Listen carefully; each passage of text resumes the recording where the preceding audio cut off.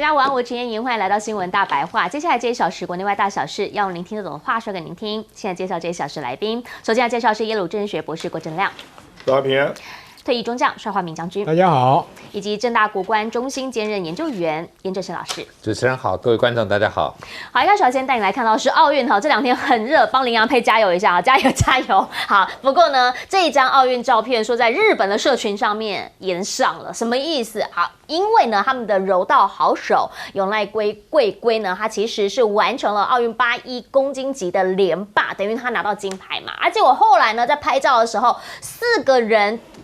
都要一起拍照，但是呢，明明金牌的往后站，铜牌的那个南韩选手站到 C 位，然后呢，位置就站错了嘛，对不对？因为如果一般来讲，我们看颁奖台的时候，金牌是站中间嘛，所以位置站错了之后呢，这一张照片放上了社群媒体，马上就被日本人给炎上，惹怒他们了。好，对于日本来说，每一年的奥运其实呢，日本是蛮疯运动的，所以呢，他们是非常非常关注。而这一位被称为羽球女神，哭了，更是让全网沸腾呐。好，这个羽球女神呢，叫做志田千阳，她这一次呢是打女双，结果在4强赛的时候呢，不敌对岸的组合，赛后落泪，说整场比赛都是人家掌控了节奏啦。但是呢，对方表现确实是好的。其实呢，在运动场上，大家呢都应该要比拼的什么？拿出实力来。但现在这么一件事情，大家是在讲了，你真的是一直在比实力，还是你其实是在比舆论能力呢？好，原因是因为呢，现在我们的这一位拳击好手林玉婷呢，在网络上面，好，特别是呢，说连英国这一边呢，都有人跳出来讲质疑他的性别，那大家就想问，为什么一直在吵这件事情？甚至就连最挺川普的媒体福斯媒体也都在报道说，性别测验未通过的台湾拳击手轻松赢得奥运比赛。大家就想问，台湾是不是应该去抗议一下？这根本就是谣言，然后把它当成事实在报道。好，甚至呢，日本的金牌选手其实都出来帮我们林玉婷站下。好，这一位金牌选手叫做入江胜奈，他说他知道林玉婷先前的魔鬼训练是有多辛苦，所以对于所有的人对他这样子的一个说法，他是觉得非常的不舍的。到目前为止呢，我们就想问国际奥会有没有讲话？有的，他们现在呢站出来帮忙背书，说外界的攻击呢是毫无根据的。而另一个部分呢，美拳协会呢也揪出幕后黑手，说是不是有人想要来捣乱？而这个人是国际拳击总会的主席，他想要捣乱整个奥运赛事的运作。这件事情呢，政府啊，包括了所有的球迷，所有的一个拳击迷看了，其实都是非常非常生气的。而现在呢，我们要帮忙集气的是谁？是林洋配，好，现在进到了金牌战了，希望他能够再加油哈，卫冕成功哈！现在呢，在场边有人开始出现了台湾加油这样子的一个看板呢，说被抢走了。女球迷当然觉得委屈啊，希望说呢，她能够进场帮林洋配加油顺利，但是她觉得这样的事情血淋淋的发生在眼前，她觉得为什么会受到这样的一个对待？可是其实不是只有牌子这个不行。你如果说毛巾上面是有写 Taiwan 的，也会被大会给收走。中华奥会的讲法就是，其实奥运官网是有规定的，也就是呢，你带进场的我们是中华台北，你就必须是写中华台北，不能有政治性的语言。那现在呢，在中国的部分呢，他们则是持续的在看男单。因为羽球赛啊，他们这一次很无法接受啦，他们就讲了，羽球也应该算是他们的强项，可是为什么他们的球员呢，现在4强竟然里面都没有中国的球员？以前很有名的这位林丹，你看看被叫起来要练球了啦，因为他曾经是世界第一啊，球王 Super Dan， 他现在呢说起来啦，练球了，希望呢能够帮忙恢复一下他们羽球重振雄风。其实过往几年大家都在讲，奥运场上除了比的是每一个运动员他们到底投注了多少心力，他们投注了多少技术的能量之外，比的也是整个包括了每一个队伍，那他们的球迷，他们在地的人的一个大家的向心力大家的一个民族性。好了，所以当中国这一次呢，他们在游泳池旁边的这一些政治力的问题的时候，就会让大家觉得那个好像从政治场上转到了奥运场边。因为这一次张雨霏就问啦，为什么你们不去质疑美国的女飞鱼呢？一直在提还为什么你有禁药疑云？那他觉得他自己已经自清了，但是却一直被针对。而现在呢，这个美国的男飞鱼菲尔普斯呢，则是被这一次的这个100米自由式的潘展乐给震惊到了。他说对他来讲太不可思议了。好，可是奥委会的一些委员呢，还是持续的在说，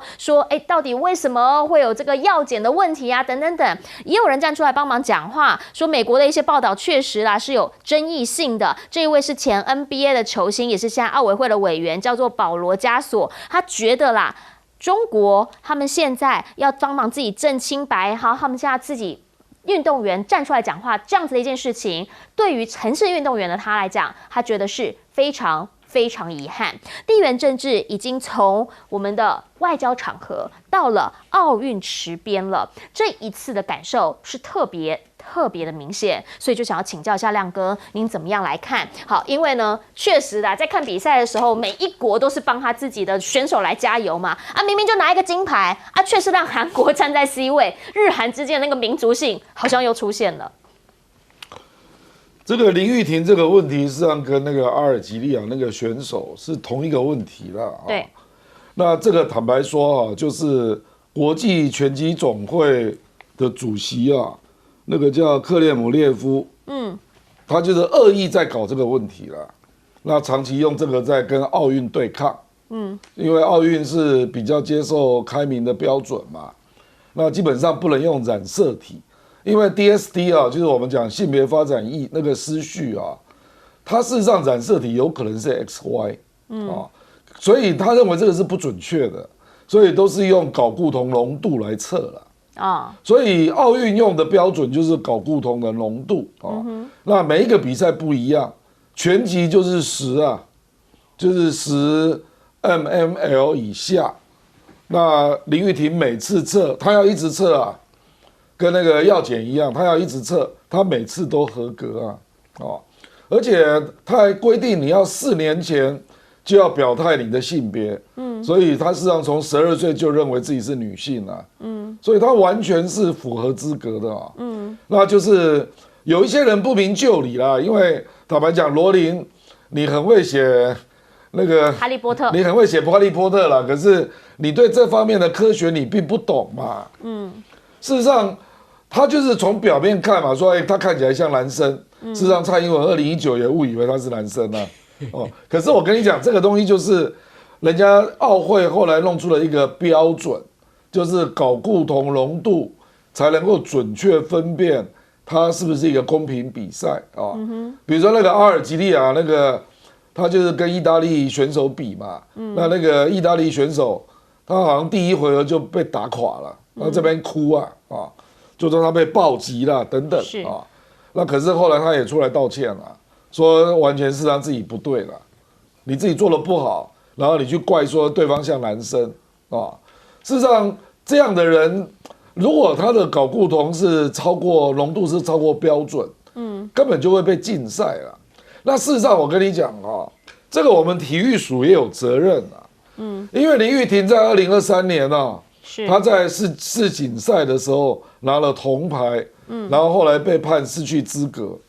那个时候我们体育所说要去抗议对，事实上我们应该要很大声的帮他追回那张铜牌。可是我觉得我们的体育所就是雷声大雨点小啦，没有那么努力，是不是？你没有把那个铜牌追回嘛？结果这个就留下一个记录，人家用这个来说事啦。就说林玉婷你那个世锦赛铜牌被追回问题是林玉婷去参加亚运没事他亚运还拿金牌嘞，那没有事所以我的意思说这个就是你体育署应该那个时候，因为我自己也当过体委会的副主委是，我也当过奥会的常务委员，这种事情就是我们的政府要用力大声说啦，甚至不排除向那个国际拳击协会的主席提告。我觉得这个有完全正当的数据跟那个各种标准可以提告，说他根本就是搞性别歧视啊。事实上，人家是完全符合奥会标准，你在那边胡说八道干嘛？是哦，所以我觉得那个罗琳就是受到他的误导了。那讲白了啦，事实上真的是有一批啊，就是本来就是有这种意识形态的人在那边搞了。这个事实上是文化战争啦，就是说我们要不要开放给 DSD 的这些人来参与某些比赛啊？那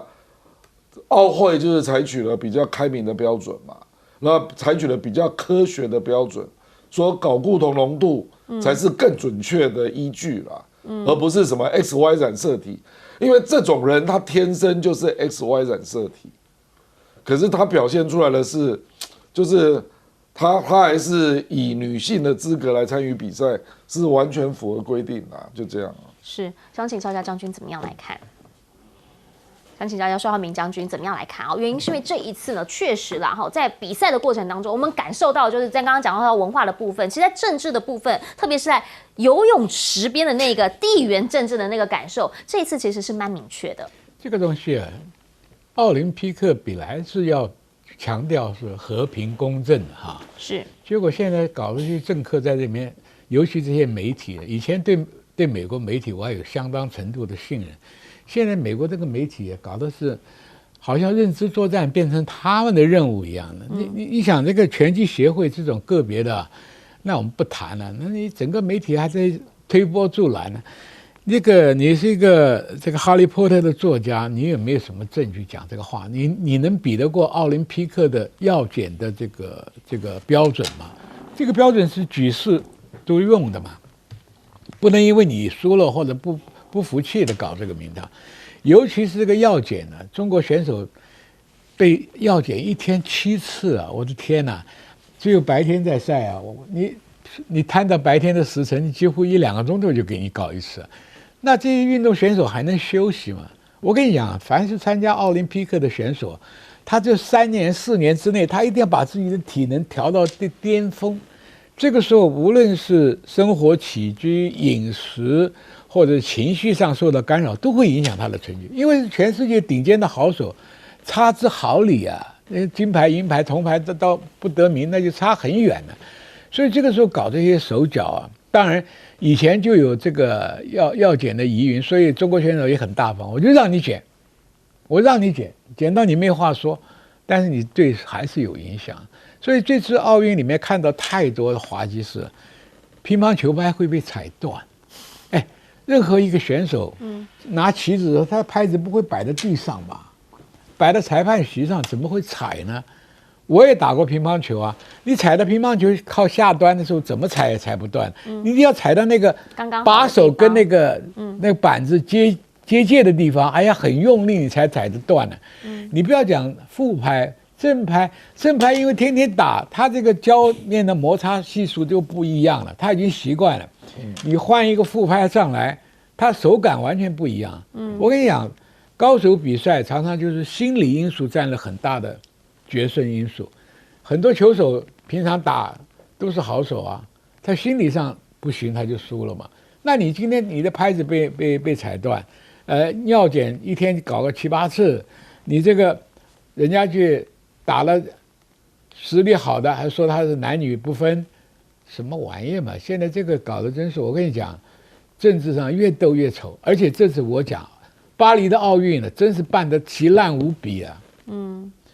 我很早在开幕式我就讲，这个老城市啊，它不可能有冷气。饮食我们也吃过法国菜，吃了半天不知道里面是荤的还是素的。那运动员1天最少16盎司的牛排要吃吧？没有，所以奥运办成这个样子，再加上旁边这些国家推波助澜，美国真是搞得这是越来越丢脸了。以前自称泱泱大国，搞这些小的手脚，无聊嘛，对不对？我讲以前我小时候还看过，中华民国有一个女的田径选手叫姚丽丽，也是长得有点像男生，可是她还是女生啊。所以这个东西。人家国际标准不着数，你那边在那里质疑什么东西，输不起嘛。搞这些小动作，你说球员选手搞小动作已经让人家不耻，你旁边这些人在推波助澜来搞这个更无耻。法国你主办，你顶多增加2项吧，他增加4项，你凭什么？对不对？下次轮中国办，我们搞什么踢毽子比赛，太极拳比赛，我看你参不参加，对不对？这种东西是为了一个名次啊，这些政客的下作的嘴脸，通通暴露无遗啊。是好，不过呢，现在网络上面也看到了所谓的 IBA， 也就是国际拳击协会，他们现在呢就说他们要颁一个奖金哦，是要给打输我们林玉婷的女拳手啊，感觉是说呢帮你赞下这样子的一个味道。想请教一下严老师了，因为呢现在也有人一直在跳出来讲，比如说啦，不管是从药检，然后到这一次我们林玉婷的事件，大家会看到的是，在这次的奥运会场上，包括了规矩哦，包括说怎么样来这个裁罚等等。其实是有很多人是有不同的角度、不同的意见。不，我觉得就是每一次啊，就是每一个国家在办的时候，他当然他会有他的一些想象啊。就是说我们看这一次这个奖牌得主啊，法国过去从来没有在前几名的，但他这次办了以后，好像他的选手表现特别好啊。那美国也很有意思啊，美国以前我们都说奖牌的排名是金牌多少，不是看总牌数。美国不是，因为美国现在落后了，所以他就用总牌数啊，他把自己摆在第一啊，就是美国。我觉得也是，你过去都是喜欢用金牌放在这个谁拿的金牌多嘛，对不对？你拿了一堆银牌、铜牌，人家只要比你金牌多一个，他就放在你前面的。可是美国现在就把他自己放在最前面，因为他的奖牌数总数最多啊。我觉得每个国家都把这个体育当作政治来看啊，都当作一个实力的展现来看。那当然他们就觉得说，是不是有这个有人靠药物来做啊？譬如我们过去看到游泳，哇，多少选手为了要增加他这个减少阻力，硬是剃光头，对不对？就是希望能够在速度能够快一点，就是各种大家都想找出一点点的优势啊，可能。有些是用了药，那这绝对不行。但有一些可能不是用药的，他可能他的这个装备啊不一样。那这些现在大家都希望说，好，我们每一项竞争都希望是站在一个平等的地位来竞争。那可是如果你今天这样，我讲个最简单，刚刚将军讲药检啊，如果你今天药检要用测尿，不是每个人一下子随时要尿就给你尿出那么多来，你一天要测多少次？我觉得这个是要求蛮高的啊。那但是今天说老实话，我觉得美国媒体也好，西方媒体大概最难接受，现在就是大陆这位田径选手竟然能够跑出这个100米的这个冠军啊！我觉得这不是自由式，我的意思啊，游泳的，就是说这一个是他们大概从来没想，因为我们过去总是认为美国的游泳是最强的，澳洲的游泳是强的啊。那有的时候会有其他国家个人偶尔有些表现，但整体大概就是美国。可是中国过去跳水是真的是不错的啊表现，但是没有说是在游泳的竞赛当中，那这次能够赢得，我觉得这个是让美国人觉得说到底是怎么回事？不可能，不可能，不可能！甚至你看他在训练的时候，别人还说你不要游这个100的哦，你游200的可能机会还大一点等等。但是他最后决定是这样，我觉得你不去看他从小这么辛苦的训练啊，然后现在来啊，因为表现好就引起质疑，我觉得这就让我看到同样的，因为我做非洲研究，南非有一个就是这个就是田径选手，长跑的800公尺的，拿了金牌，就人家也是质疑他的性别。也是搞了好久，跟他打了好多法院的诉讼。我觉得这个就是那，如果今天是美国的选手，我不知道会不会有这样的待遇哦。那但是今天他是南非的选手，是不是就是你出生在哪一个国家，在哪里，这种种族的歧视也好，或者国别的歧视，就是强权还在那边输不起了哦，或者说是没办法接受一些其他的。那我这次像譬如说 NBA 篮球，我说如果今天南苏丹赢了，啊，那我觉得美国差点在这个友谊赛时候差点赢 NBA 的这个美国的男篮组成的球星组成了，只输1分。那如果他们赢了，是不是全部那些人都要检了啊？我就这个很想知道这个。是好，其实呢，这个强权之间啦，确实他们的战场是随处都在了。但是呢，有的时候彼此之间他们也会互通有无，像这一次就看到了美俄之间换球的事件。好，现在呢，拜登政府他们呢是跟俄罗斯这里换球，说呢是这几十年来规模最大的，一共24个人获释。好，这里面呢也包含了记者，你看到了拜登办告了贺锦丽，他们都亲自的来到机场这边来接机。那有人讲法就是说，你这个时间点做这件事情，是不是在刻意抢选票？毕竟呢是有很多人在关注他们的家人、他们的朋友，看到他们终于回家了。可是问题是，川普怎么说？他说这个叫做设下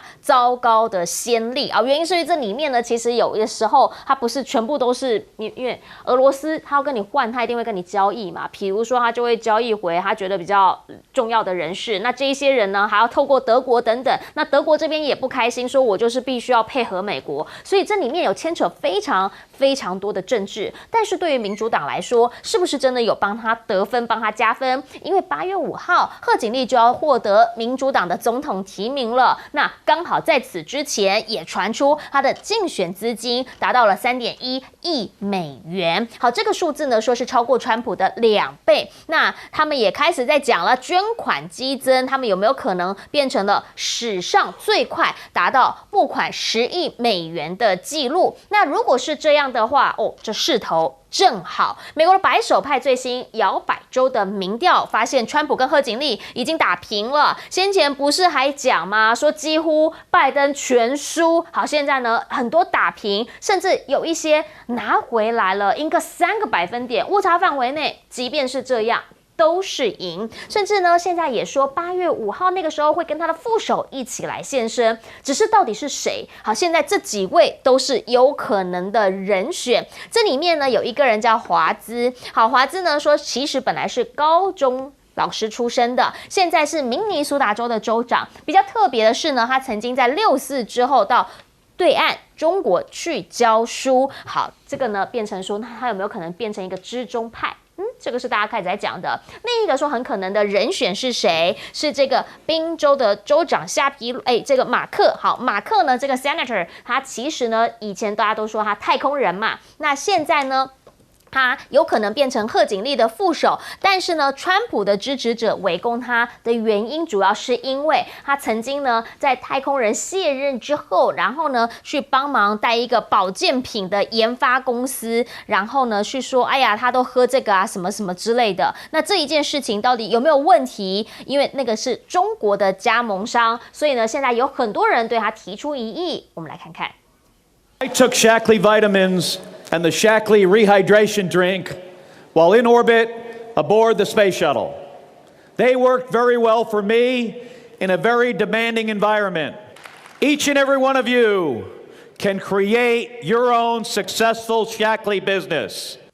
好，就这么一段现在被拿出来讲。而至于这个宾州的州长夏皮诺也是很有可能的，原因是因为得宾州者得天下。现在呢又开始取消了既定的行程，到底有没有可能是因为在面试副手？这个大家都在讲。而另一个部分，他们也推出了新广告了。新广告打的是什么？是川普害怕贺锦丽了，川普害怕辩论。那所以呢，这样子的一个讲法也开始占据在这个民主党他们全国委员会大型的看板啦、广告啦、地方报纸啦，开始都在讲这些事情。至于呢，因为这一次贺锦丽当头，非议呢，还有他的这个族裔问题也引发了讨论。川普前几天不是还去了这个非裔记者协会，然后呢，这引发很多事项吗？现在就连体操天后也都跳出来喊我爱黑人工作，大家感觉他就是在呛川普。川普除了现在民调呢必须要赶紧挽回颓势之外，更重要的是他的副手会不会换人？好，因为这个范斯呢现在猛攻非法移民，说贺锦丽失职啊，因为呢他之前不是就主管边境的问题吗？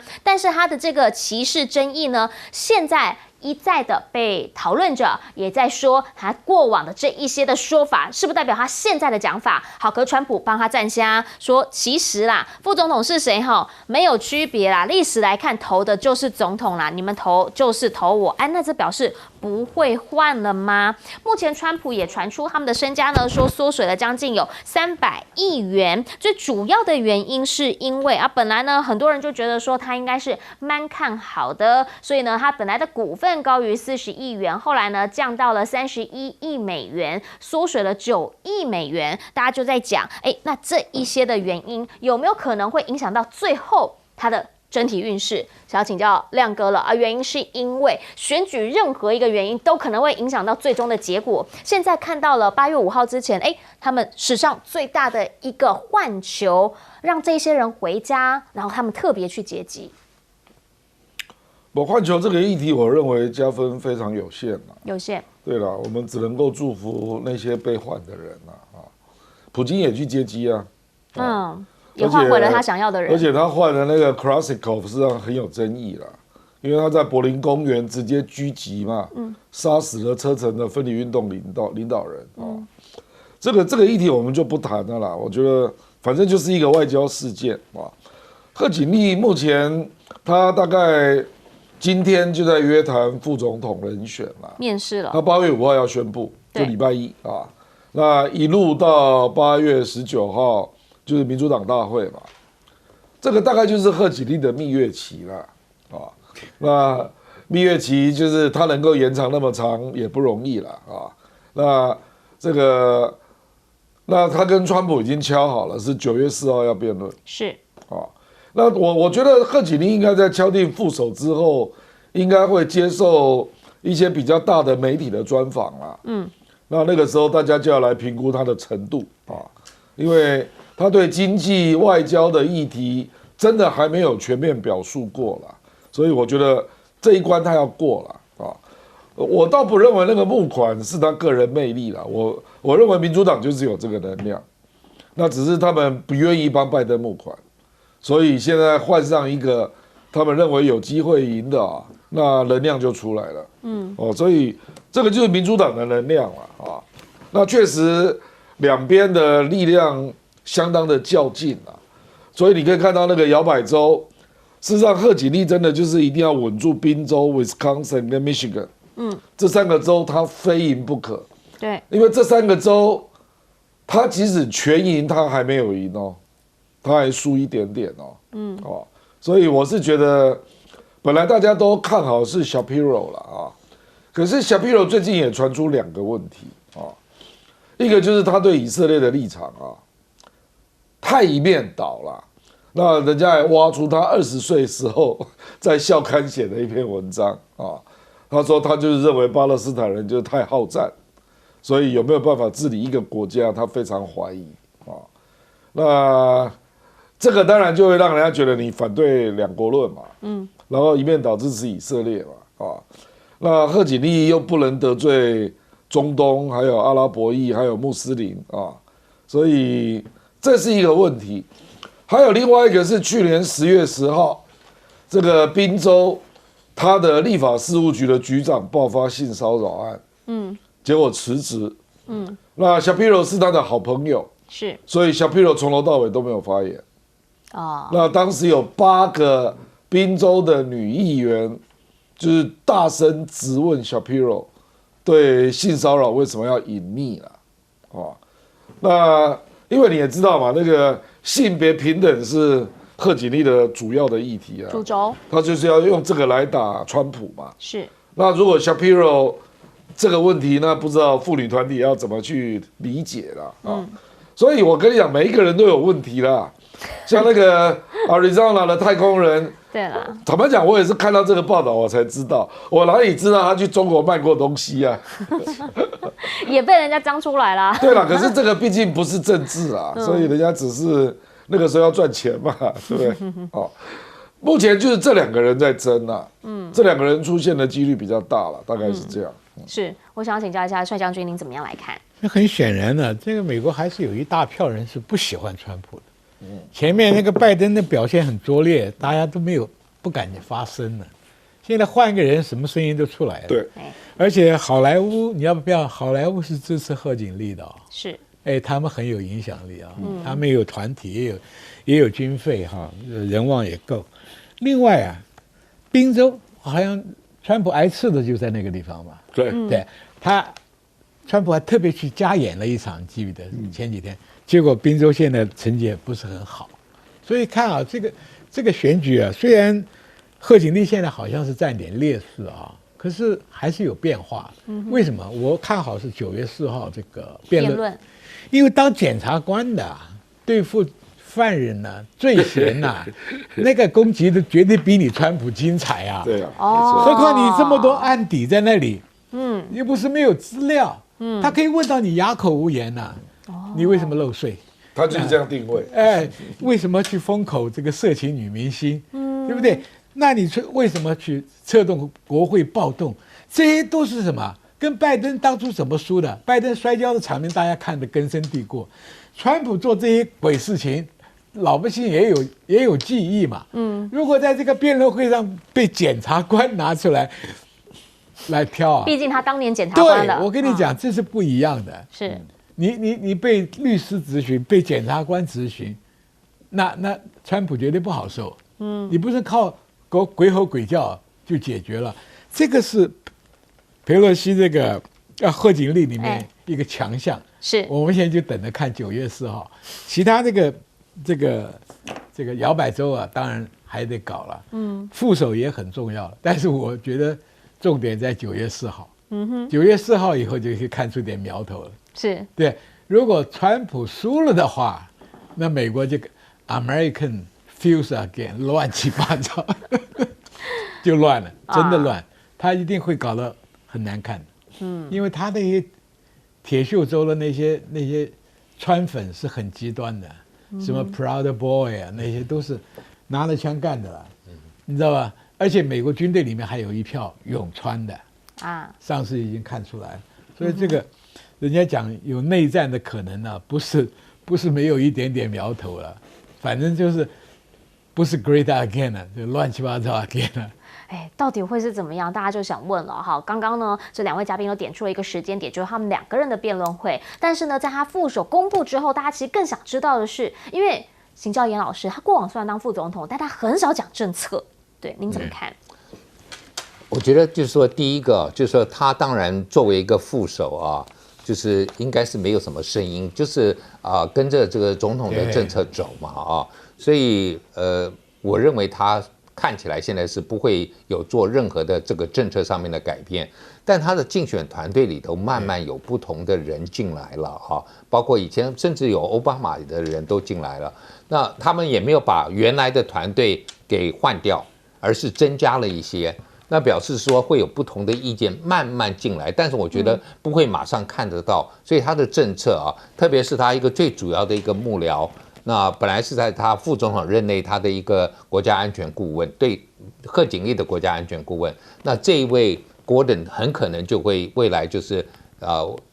取代我们讲说这个苏利文的这个位置啊，甚至也不晓得会不会做国务卿，因为他是这个职业外交官，那。这一位外交官在欧洲是最受欢迎的，他会法文会德文，爱死欧洲了。欧洲觉得说这个是最亲欧的一位美国外交官，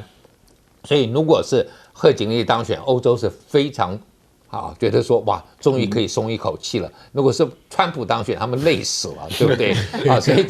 这是很明显的。那亚洲呢？这位外交官 Gordon 他也不是没有他中东问题也注意了。那亚洲他大概就是有注意到一些，但并没有特别的立场。所以我觉得我们短期之内很难看出贺锦丽会离拜登的政策有多远啊？那我觉得这个是他现在。那大家会关心说副手事实上。在外交政策真的不会有影响。那贺锦丽找的副手啊，按照美国讲的说，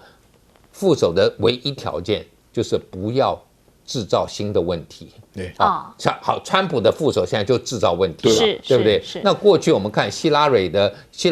这个副手啊，这个 Tim Kaine 当时的 Virginia 的参议员也好，或者说印第安纳州的州长，这个我们讲说川普的这个副手啊，也是都没有问题，他们都是安全牌。就是说你看起来没什么争议。那现在我们讲说，现在刚才你放的影片里头那个 Mark Kelly 有可能就是会不会把他找出来？而且他是因为太太做众议员的时候被枪支打过，他非常反，就是要求管制的。那你在中西部会不会受到一些冲击？我们不知道啊。那另外就是像那个Shapiro， 他因为非常支持以色列，那这一点很可能会让大家觉得有影响。反而是这个明尼苏达州的州长我看了他们所有的人谈话，我觉得他最安全。虽然他在6次之后，他是高中老师，他带学生去。那个时候的美国是很想改变大陆的，那个时候的美国是认为说我们要跟大陆交往，然后呢，然后改变他们叫做和平演变那所以他带学生去，我觉得没什么问题然后他的谈话真的是最接地气。可是呢，他是所有候选人里头可能是学历最不漂亮的，他就是当地一个州立大学毕业然后高中老师，然后你知道教高中教社会科学的老师通常还要当一个球队的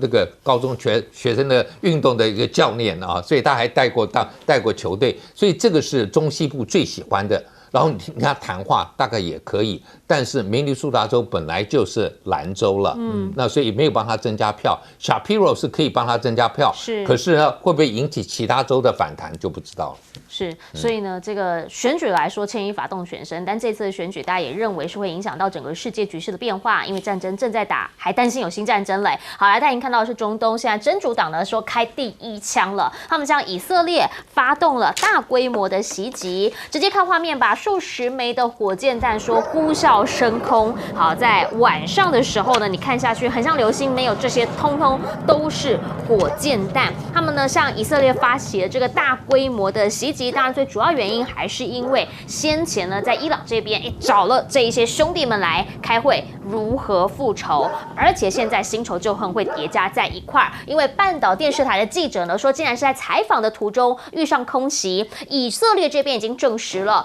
但是呢他们的讲法是他不是记者而已，这个人是哈马斯的特工，甚至曾经参与过对以色列的袭击。但半岛电视台呢马上发了个声明，说这个叫做毫无根据，而且呢是蓄意杀害记者。好，这么一件事情当然引起了国际间的关注，原因你杀的是一个记者那这样子是合理的吗？好，因为呢，他每一个人都有可能怀疑他是哈马斯的特工，再加上呢，先前他在德黑兰这边暗杀了这个哈马斯他们的政治的中央重要的委员，所以呢，大家就在问，美国什么都不知道吗？因为伊朗的情报部长就直接讲了，这是美国批准的，让他们去暗杀这个重要的哈尼亚委员。而且呢，现在看到了红色复仇旗升起来之后，也已经向联合国这里通报要采取复仇行动了。所以大家就担心，这会有一触即发的中东大战。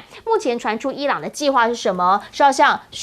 从叙利亚向以色列这边发射无人机，作为威胁报复攻击的一部分，但是呢，不会以美国的军事基地为主，所以某些层面它把它切开来了。但是你记得吗？上一次伊朗在复仇的时候，旁边的盟军全部都在帮忙拦飞弹，以色列几乎无伤这一次传出说，拜登已经允许以色列的新军事部署了，而且呢，他们也看到了航母战斗群 F-22通通都跑到中东去了，防的就是伊朗报复，一次去了12艘的军舰，配备有40架战机80架的陆基战机，这些都已经去那边了。大家就在讲，全部都去了，所以以色列透懂没问题啦。但是土耳其是不是也会参战？原因是因为他们的使馆长半旗悼念哈尼亚，以色列呢召见了副大使去抗议。可是对于土耳其来说，他们现在呢说，因为在 IG 上面发现哀悼哈马斯领袖就哈尼亚的这个贴文被删之后呢，他们开始禁用 IG。那他的领导人谴责以色列的外交部长说在侮辱总统原因是因为呢他们的外长讲法是埃尔段透过支持哈马斯封锁 IG， 将他们变成一个独裁政权啊，就这几个字，让他们的外长是非常的不开心，直接叫来问啊，同时发出谴责。土耳其也直接告诉以色列了，说和平不会透过杀死谈判代表来实现，原因是因为，先前哈尼亚是什么？是负责谈判的你把人家给杀了，但你这还谈吗？还是说你根本就不想谈？所以想要请教一下亮哥，整体事件现在看到了复仇的第一枪，但大家就要问，这个第一枪到底会不会接连的打啊？这个第一枪到底力道够不够？这个小菜一碟啦，还没开始啊。那个哈尼亚是公认哈马斯里面的温和派的领导人，对，而且常年住在卡达，是，那在接触各国的代表，那结果你把这个人干掉，所以你这个以色列跟哈马斯怎么谈呢？这个事实上，学国际政治的人任何来看这个事件，就是准备要硬干到底了嘛，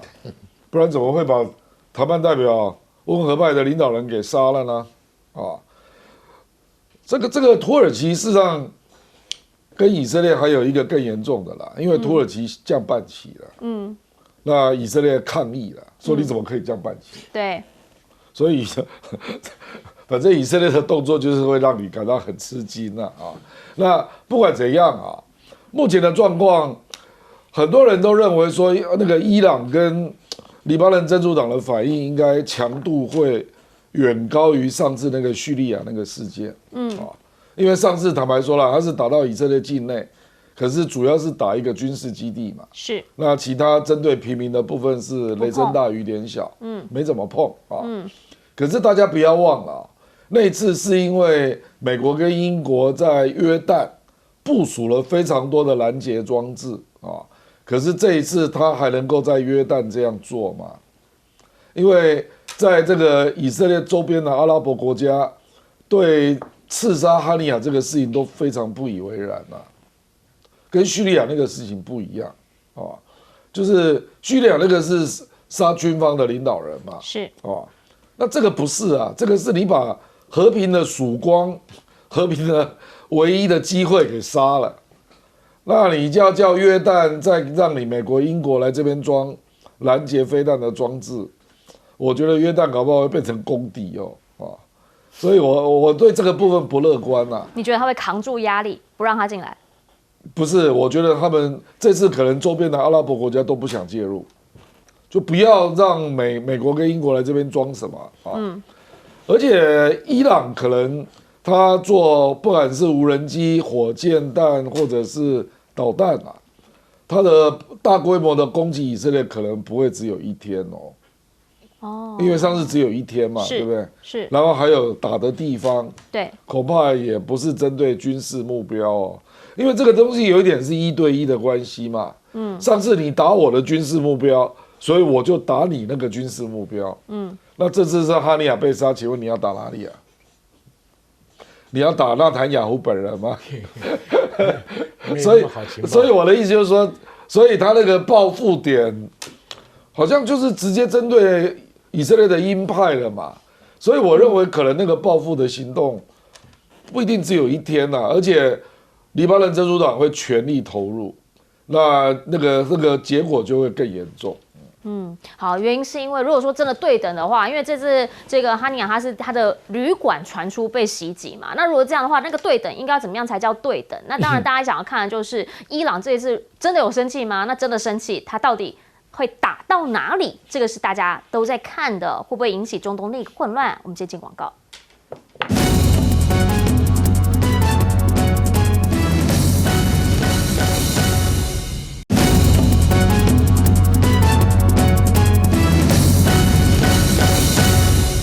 好，我们刚刚讲到中东这一场到底会怎么样来做结原因是因为美国现在把航母战斗群12艘船 F-22通通都叫去了，请教舒亚化民将军怎么看？因为出这种事情完了，一定是会遭到阿拉伯国家的报复。对那美国就说你能报复的也大部分真主党胡塞组织伊朗打些飞弹嘛。那这些国家的飞弹导航能力也差这个精度也有问题，很容易被拦截。你要知道，以色列本来是全世界防空武器之大成呢，铁穹啦、铁拳啦、萨德啦、标3啦、标6啦，还有他自己的 Angel 系统啊，所以他的反飞弹的拦截能力很强。再加上美国12条船，这里面一定有神盾嘛，那里面又有标3、标6跟各式各样的防空飞弹，所以如果说阿拉伯国家想用飞弹、火箭去报复的话，我告诉你不会有的什么好成果。第二个，伊朗跟伊朗跟以色列的距离中间也跨了上千里了。是你说你空军去炸，你飞机又比不上它好，对，飞弹又进不去，对，那你说用陆军你不可能开这么大的部队到那么远，而且大家都知道伊朗的部队很奇怪的编制。他是由那个哈曼尼那种掌握的，叫革命卫队。全国的钱都在他的军费、国防经费在那里，而且革命卫队可以自己经商。你知道吗？军队只要经商就腐败不堪。哦，你有商人进来嘛？就有这些利益问题。然后另外一股部队是总理管的，叫国防军。这个国防军经费也不足，武器装备也差，所以你要看伊朗能不能发起一个像样的，因为丢脸丢那么大，发起什么样的反击呢？我看是没有，它只有2条路可以走。一个，赶快提升原子弹的提炼，核武化，就是花点时间。是。第二个呢，就是搞恐怖攻击。恐怖攻击啊，就是以前的恐怖分子，但是他不一定要到以色列去搞，他可以在你美国搞，在你英国搞。这种只要孤狼式的这个恐怖分子啊，搞你，你们支持他嘛？我就搞你嘛。因为他混以色列很难混哦，因为以色列的情报组织比美国跟那个英国都要强嘛，而且肤色不太一样。你不像萨德系统跟 CIA 渗透你这些阿拉伯国家很容易，阿拉伯国家渗透它比较难。所以我的估计啊，将来会有什么英国的、美国的恐怖活动。哎呀，这个就可怕了。我们先听广告啊。他正式的力量无力可施。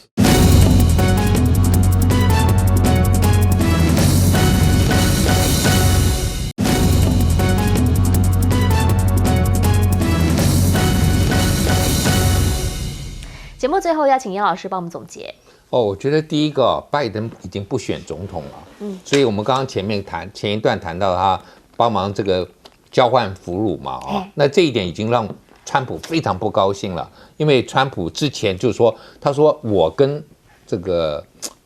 普丁的关系不一样，他说我当选还没有就职，他们就释放了，是，结果这个是卡特总统当年跟雷根选的时候，伊朗人质一直没有放，等到雷根要上台了之后，马上就放人，那个时候对卡特是一大侮辱，所以川普也认为说他可以让拜登政府让民主党有一大侮辱，就没想到，居然他们谈成了。所以他没想到的是，拜登剩下来这半年，他已经内政他不管了，他是管外交了啊。所以这个是第一个议题。那以色列这里，我觉得他也是一样，美国还是支持以色列，但是呢，是由拜登去支持，而不是贺锦丽去表态。那贺锦丽可以巩固他的一些票源嘛？但是美国的支持，可能我觉得也是会有条件，也会看一下，就希望能够促成这个中东的和平。可是看起来就不太像了啊！你今天把鸽派的人暗杀掉，就表示以色列根本不想谈判，不想有和平啊！因为有和平，你干嘛去弄这个？你应该是就说要跟他去对话嘛。结果以色列看到了大陆把他们整合了，我说那不得了了，整合了以后就要谈判了，赶快先干掉一个，让这个双方的这个敌意继续升高，那就没有得谈。那就是要破你的北京宣言。对的，破局了，他要破局了。好恶劣。